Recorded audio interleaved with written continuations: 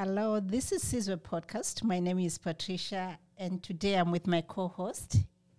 My name is Agnes, and today we have Patricia. So I don't know how we're going to work that. Patricia and Patricia. Patricia and Patricia. So my co-host is Patricia, and our guest is also Patricia. Patricia say, when Canada turned 150, I met her. And the first time I saw her, I really knew that she's a force to reckon with. And she hasn't proven me wrong. You are welcome, my dear. Thank you very much. What is the good news, Patricia? Welcome to our studio, Patricia. Thank you very much. That's the most beautiful name. Absolutely. I would agree. Yes. When I get my pension baby, I will name her Patricia. There we go. The magic name. And Patricia, tell us more about yourself. You know my name already. Patricia. Sizwe is the last name. I like to call myself a Sierranadian because I was born and raised in Sierra Leone and been in Canada over 11 years now.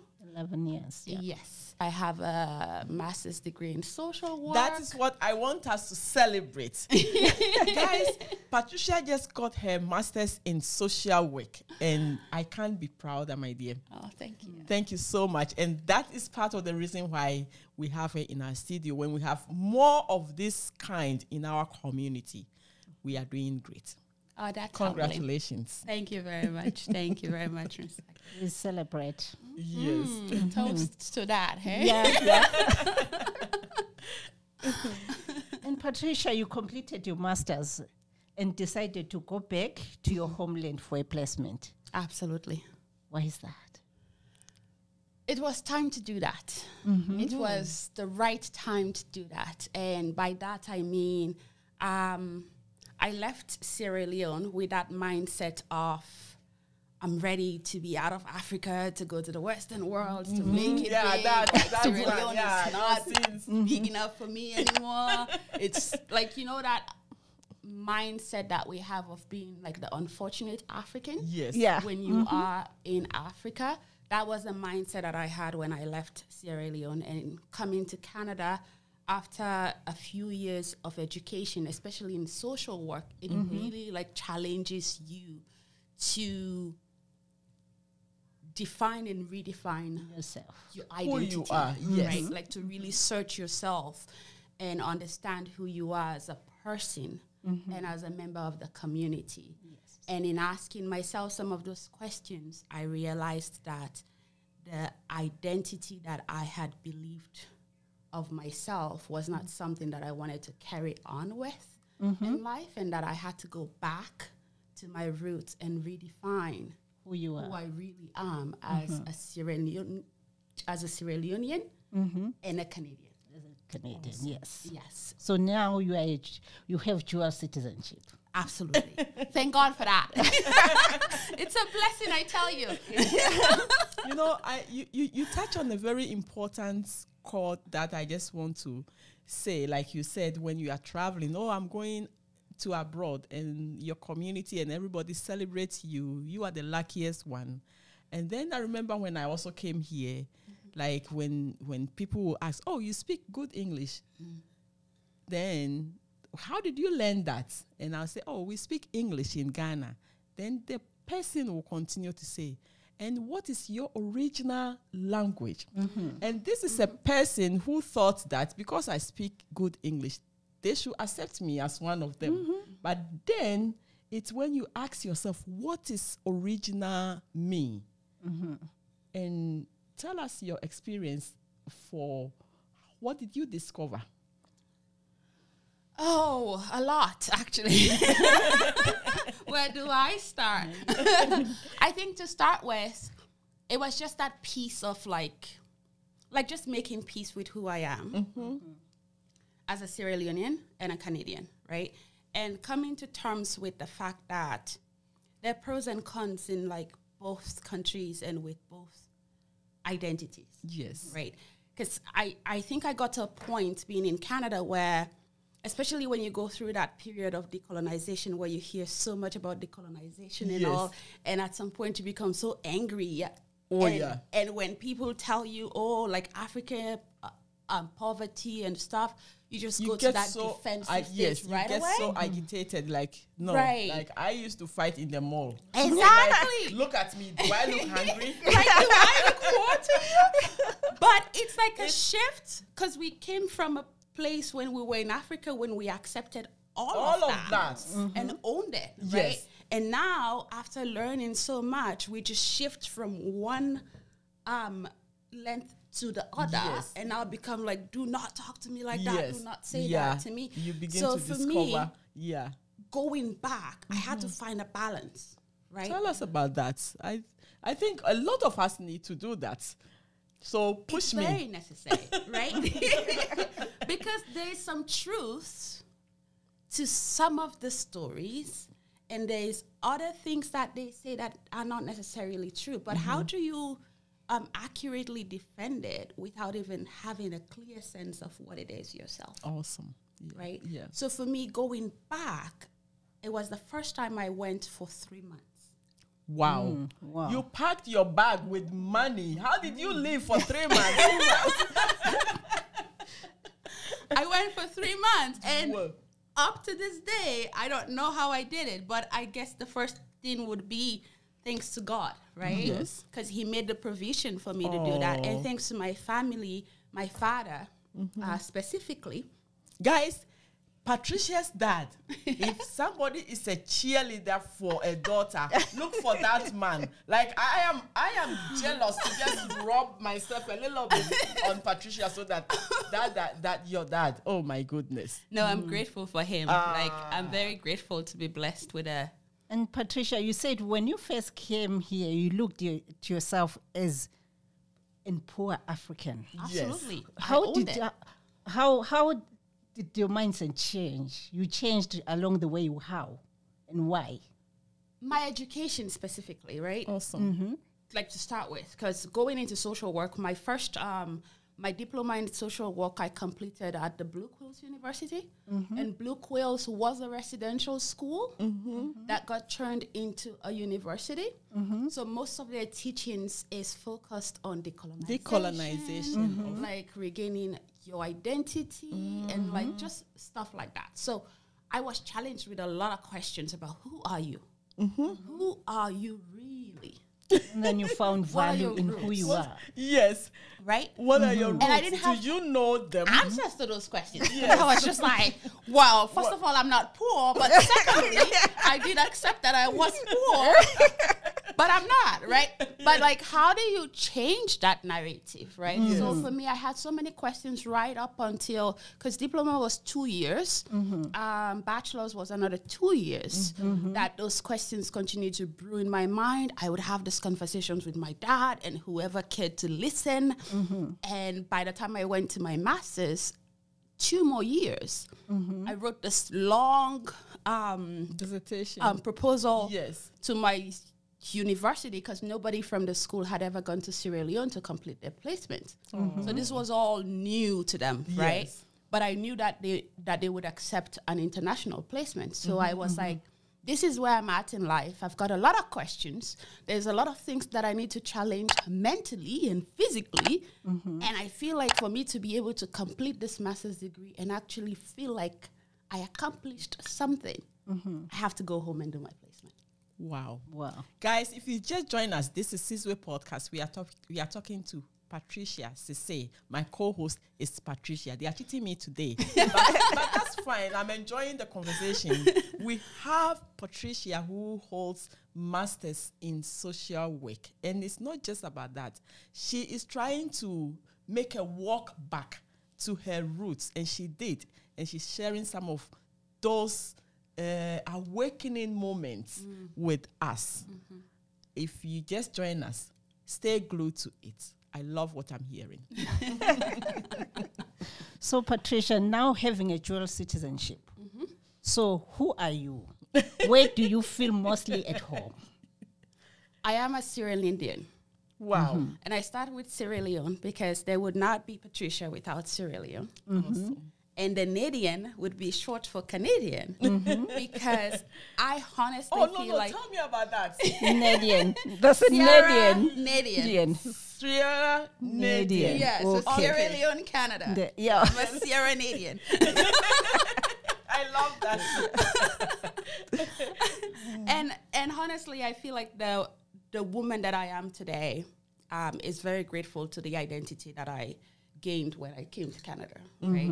So I'm very grateful to be a dual citizen of both countries, right? And I think to answer your question about where do I feel most at home, honestly, I love being in both countries when I can be there. There are times I spend so much time in Canada that I'm like, okay, I'm ready for a break. Yes. But because I've also been in Canada consistently over 10 years, my mindset has been shaped in a way that when I go to Sierra Leone, it takes a lot of adjusting and readjusting after the first month. Yes. To be able to still want to be there and not strangle anybody. Like, not Tell me about it. The cameraman is like, what? It's like, strangle who? You learn how to do that in school too? No. Not. That's just a figure of speech. Because there are things that really don't fit into the system that you have been molded in Canada. Yes. And that's the challenge, right? Because as much as you love going home, you get excited. You're like the community, the culture, the people. And then you start seeing people who are like, this time that I went, I drove because I had to. Yes. And people would see me driving and they're like everything is the woman's fault, right? Because, it's a female driver, just be careful. She doesn't know what she's doing. I'm like, people, it's 2023. I know what I'm doing. I came here with that same mindset. I remember I came here as a nanny and I live with my employers. And I wake up one morning, I saw my boss, the woman in the kitchen laying tiles. I'm like, Heather, what are you doing? And the husband is on the stove making spaghetti sauce. Then she said, welcome to Canada. Years after, I think I came here 6 years before my husband came. And then they invited us into their home one Sunday after church. Then we went there and my boss, Heather, is in the living room chatting her life away with my husband.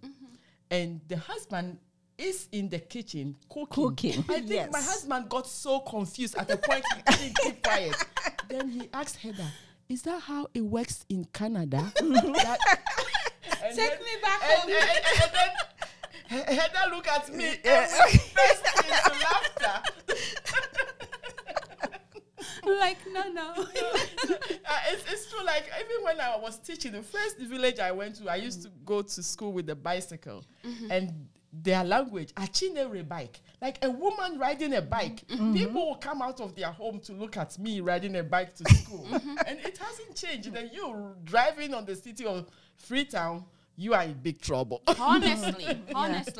And that's the main piece where, for me, if I'm craving community, Sierra Leone is where I want to be. And when I'm craving that sense of independence, like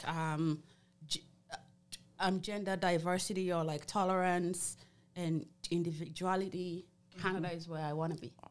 So I get a little bit of like... She put it so well. Nicely, yes. Not about that, yeah. Sometimes when I want me here. But not in Sierra Leone. You does not function in Sierra Leone very well. People bump into you. It's like how I teach these kids like my personal space. Yeah. Who cares about who is walking where and like no. So that means when we are here, we are more rich because we can intertwine the cultures and choose and pick what we want as a people. And that's the balance, right? Awesome. So that's why I find myself, or I consider myself blessed to have both identities because I can pick what I love from that pick what I love from that and create what Patricia Create your does own in the country. Right. That's Wow, so beautiful. that's beautiful. That's so beautiful. That's beautiful. And we never realize that. No, she has really put it in a perspective where I can, because sometimes when people ask me, where do you feel more comfortable? I'm not able to. And thank you so much for that. Like, if I'm craving for that autonomy of who I am and to be able to go through a system, I know where to go. Exactly. And then when I'm looking for people to hey! Absolutely. You know, I'll tell you one thing. I went to my home country earlier this year. Yes. And we If went. you are saying this year, you're talking about 2024. Oh, yeah, last year. Last year. And we went to the village. We were cooking. As women, we were cooking and serving dinner.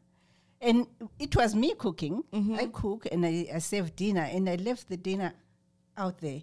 And then these other ladies are looking at me. I usually serve dinner and leave it there in the house. Yes. Everybody will come and pick them. And they look at me and they're like, I'm like, okay, don't worry. They will come and get their plates. They look at you All again. the women turned and looked at me. What have I done now? You lost something there. Absolutely. Oh, thank you so much. I'm really having a ball right now because you've opened up so many things, that some vocabulary that I can use to describe where I am at a certain point of my dual citizenship, and now I'm going to have a way to add Ghana to Canada to make it sound like the way Ghanadian. There you go. Zimbabwe, you can't do that. You can. Okay. I have to think about You have that. to- Yeah, think about it. Yeah. Patricia, you have more. Let me see if I still have a question. Okay. So, if you were to create your ideal country, what can we include from both countries? I think to go back to the previous conversation we had around what I crave from either country. Yes. That would be how I create my ideal country, right? Because as much as I love my Sierra Leoneans, a good example would be here. Sometimes we complain so much about, the neighbors don't want to hear noise past 9. Yes. And I never got it because I was like, we're just having fun. Just settle down already, right? And then I went to Sierra Leone and I work, because I went for the placement. So, of course, I have to go to my placement site Monday to Friday. Yes. The motel where I was, there's a club right next to it, and then there's a mosque, there's a church, there's a pool. When all those people come together, it's like they all come together and say, let's just start causing noise all at the same time, right? And they compete with each other. And this happened at 12 midnight. I was praying peacefully, like, God, please help them calm down. No. Yeah. At 2 a.m., nothing. I could not sleep because the music was so loud. At 2:30 a.m., I literally had to get out of my bed in my PJ, went to the pub and call the DJ and say, this is it. Like the Canadian DJ was serious. He was like, okay, this is it. This has to stop, right? And they listened, thankfully, and nothing bad happened. Oh, they did? Yes. But it's like that should be common sense, right? So it's things like that I wish I could just find that happy medium where it's not on either extreme. And we just find that happy. I've got my sense of individuality when I need, and that community, that diversity, my womanhood, and just me being the gender that I am is loved and appreciated and allowed to thrive. Awesome. That would be is my the ideal ideal country. If you just join us, we are bringing the curtains to a close now, but we've been speaking to Patricia Sizwe. Patricia is a member of our community and we love her. She's doing a lot of things in our community, especially working with our youth. And she just finished her master's. And we have been talking to her about her dual citizenship and what you like about your country and what I love. And if you bring them together, what is your ideal country that you would have want to be? My last question before we go, what are you up to? Right now? Yes. Right now, I am working. I'm a mental health therapist now. Very good. And please say it with, you know, the community. I'm a mental health therapist. And I want you to, because I think we are closing, but in our community, mental health are things that so I am happy that we have one of our own in our community and saying it, look for her. I'm here. Yes. Yeah. And tell us more before we go. And we need therapy. Tell us about therapy. Oh, yeah. No, but that's such a big topic, though. And that comes back to the dual identities, right? Yeah. I don't know if I can successfully practice this profession in Sierra Leone, right? Because it's all about, what did my ancestors do? Like, we try to connect mental illness to like a cultural basis or like spiritual, or somebody is trying to do voodoo or right? Yeah. And we don't accept that mental health, it's literally like physical health, right? You've got your spiritual health, you've got your emotional health, right? And the mental health is a whole umbrella. Then you have the mental wellness, just like you'd have like your physical wellness. Yes. You don't feel the headache or none of that stuff, right? But when you have the mental illness, right, or when you're feeling mentally unwell, do you feel low? Do you feel down? Do you feel anxious? Do you feel too fearful about things you should not be as fearful about? Yes. Right? Is your kid struggling in school? Those are the bits and pieces that we need to take into consideration. And we can only charm them for what they are when we come to terms with the whole mental wellness or being mentally unwell, not being a bad thing. You're not being cursed. You're not being, ancestors. your mom didn't drink. As a human being, it's not a taboo. You can be mentally unwell and take care of yourself to come back to a place where you're fully well, right? We want to know more. Well said. Thank you. Thank you so much, Patricia. You're very welcome. Patricia and Patricia. Thank you very much, Patricia. Hopefully you're coming soon. You're coming back soon. I would love to. Yes. Yeah. It's been a pleasure being here. Thank you both. Thank you. Very much. Thank you. And thank you for joining us, all of you. Bye.